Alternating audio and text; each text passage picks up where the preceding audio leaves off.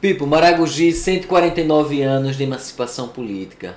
Mas vamos falar sobre a história lá, ó, do comecinho, portugueses, Isso. holandeses, quem já estava diretamente no território, se tinha negros, se tinha índios, Exato. se tinham... Pessoal, com muita alegria, 149 anos de nossa cidade, estou aqui há 20 anos, cheguei aqui adolescente, acompanhando meu pai que veio para uma missão religiosa. Foi aqui onde estabeleci minha família, onde eu tenho o orgulho de ter 2 filhos e é aqui onde eu quero ficar pro resto da minha vida.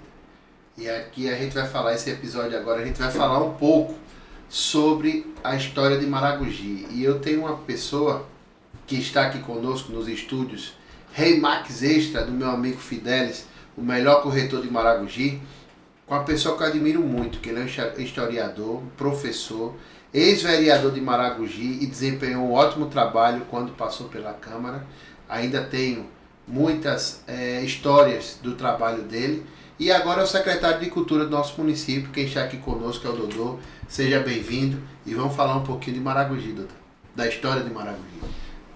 É isso aí. Obrigado, Pipo, pela oportunidade de a gente conversar um assunto tão interessante, tão bom de conversar sobre o nosso município, né? Meu, seu, que abraçou e que recebeu e que você abraça com muito carinho. Dodô, me diz o seguinte, e essa formação de Maragogi? Como é que Maragogi se torna município, né? Como é que vocês historiadores entendem essa formação de Maragogi? Maragogi, o município de Maragogi, o território que é hoje, pertencia a Porto Calvo, né? Como São Luís, Matriz, Jacuípe, Pôr de Pedra e todos. Então a primeira cidade da Porto região é Calvo. Porto Calvo. Porto Calvo, fundado por Cristóvão Lins. Certo. E Maragogi agora completa 149 anos, Isso.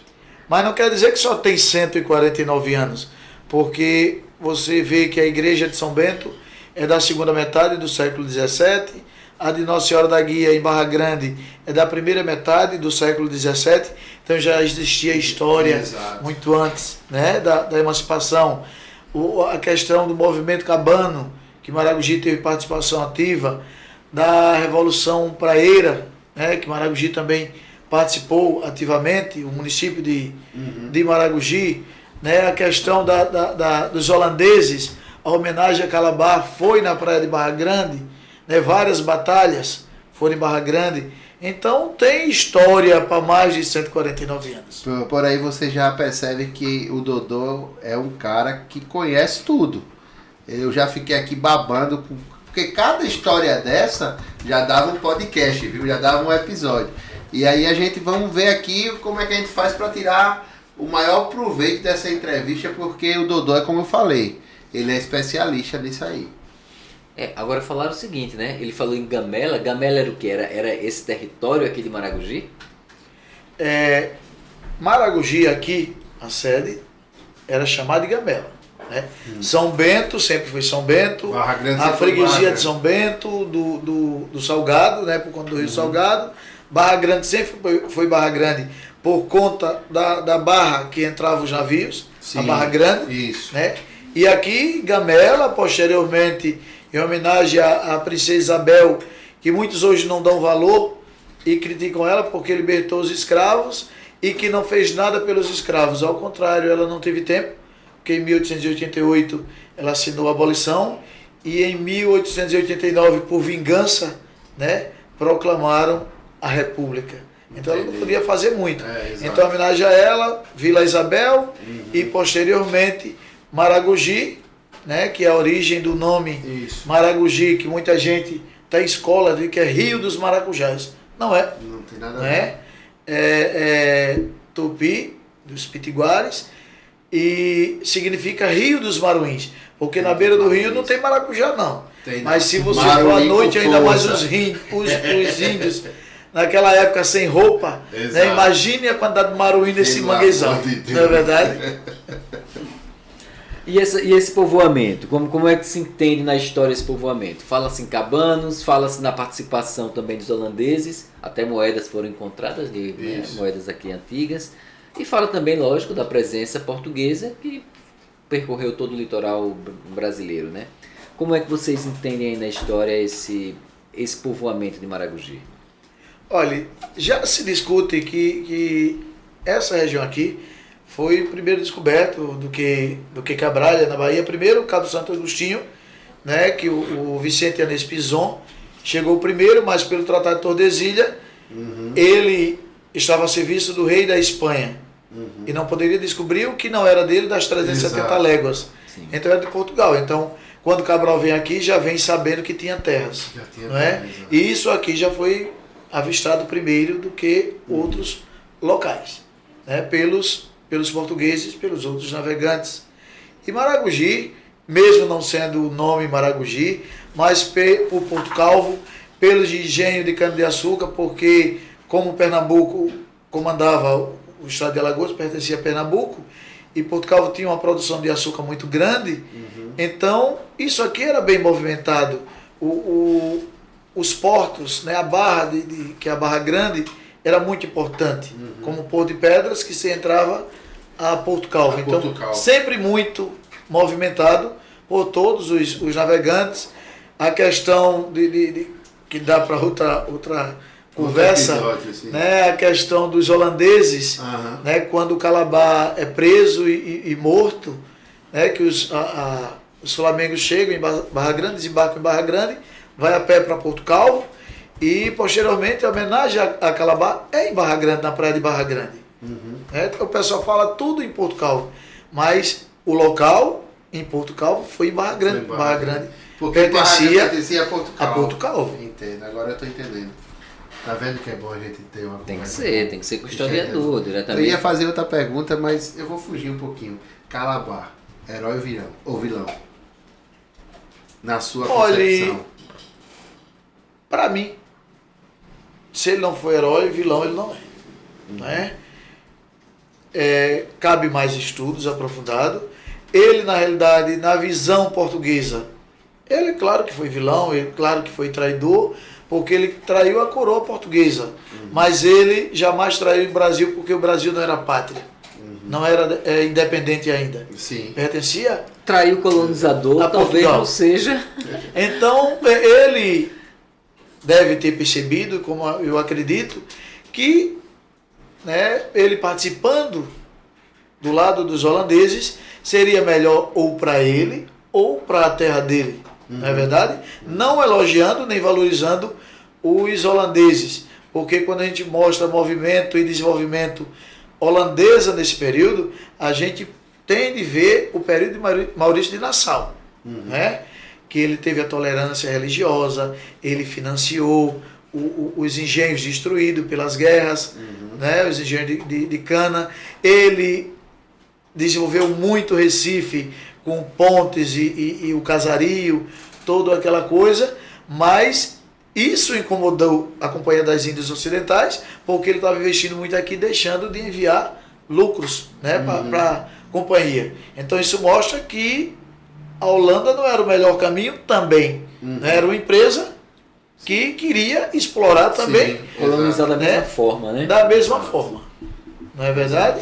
E tem algumas pessoas que defendem até, por não saber da história, que talvez o Brasil seria outro se fosse colonizado pelos holandeses e não pelos portugueses. Com certeza seria outro, porque a cultura é outra, mas do jeito que eles estavam explorando, que eles queriam explorar, Seria do né? mesmo jeito. Se não fosse Maurício de Nassau, que as telas, que é de Debré e de muitos outros que a gente vê em Recife, né? Graças a Maurício de Nassau, graças ao pessoal que ele trouxe, graças à visão. Ele desenvolveu tanto Pernambuco que a Companhia das Índias começou a ter informações de que ele ia formar um reino para ele, né, nessa região aqui do Nordeste, porque a produção de açúcar era muito grande e que ele já estava muito influente, os senhores de engenho o apoiavam porque ele financiava, a Igreja Católica ele permitia o culto religioso, né? Então era muito fácil ele tornar o Nordeste independente. Aí eu poderia pensar de outra forma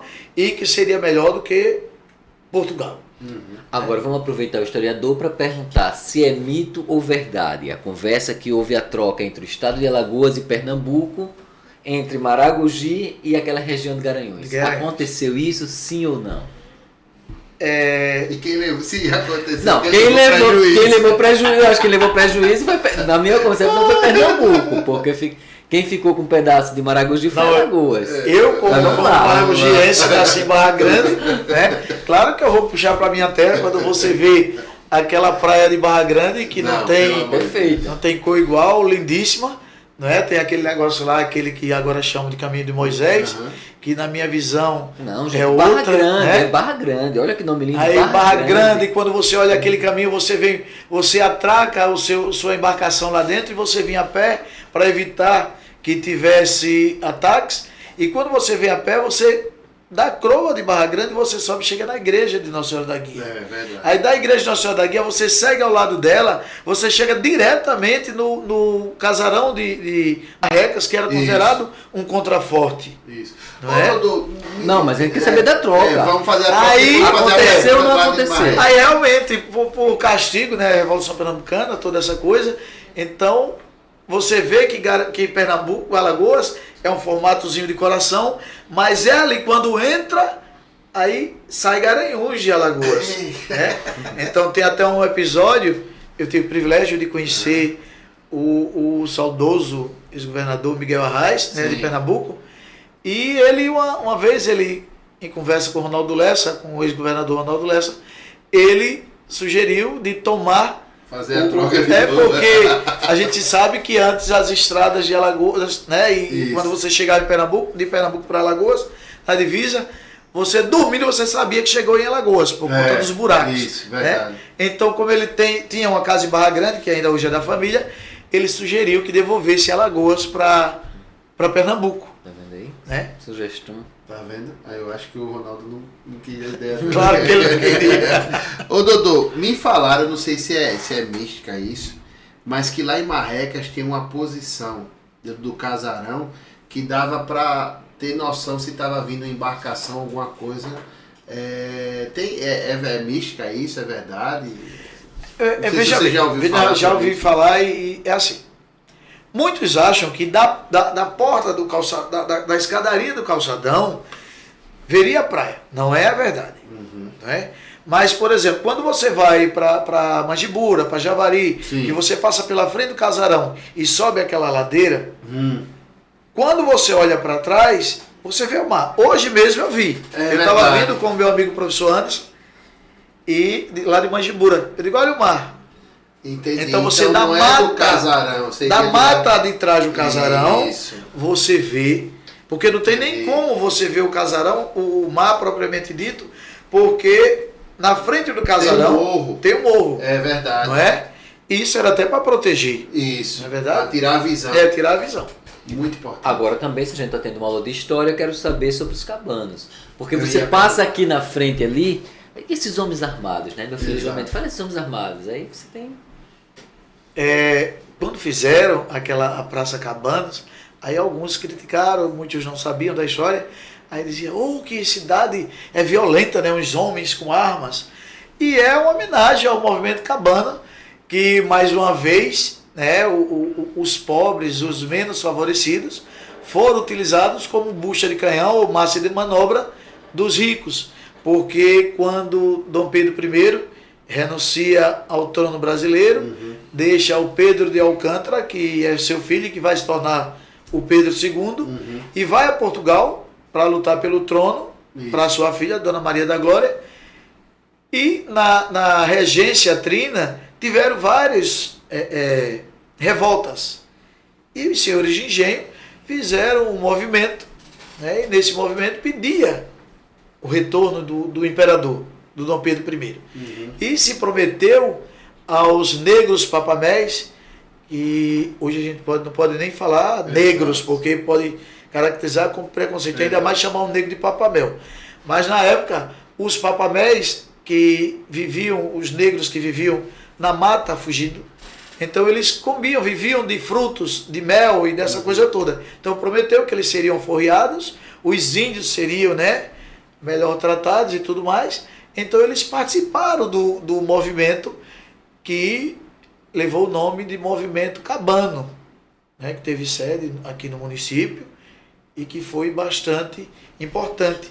Então agora mesmo a gente, com o secretário Evanil, a gente estava já discutindo com o meu arquiteto as cores que a gente vai pintar lá. Ótimo, ótimo.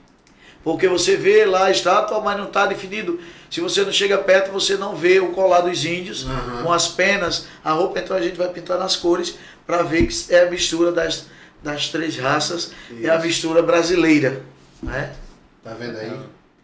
Agora, pra gente fechar, vamos pra história recente. Eu quero saber, esse momento ele viveu. Uma bomba na orla de Maragogi. Uma bomba gigante. Você lembra? Lembro e Deu uma lembro. repercussão E lembro. do estouro. Quem enterrou aquela bomba?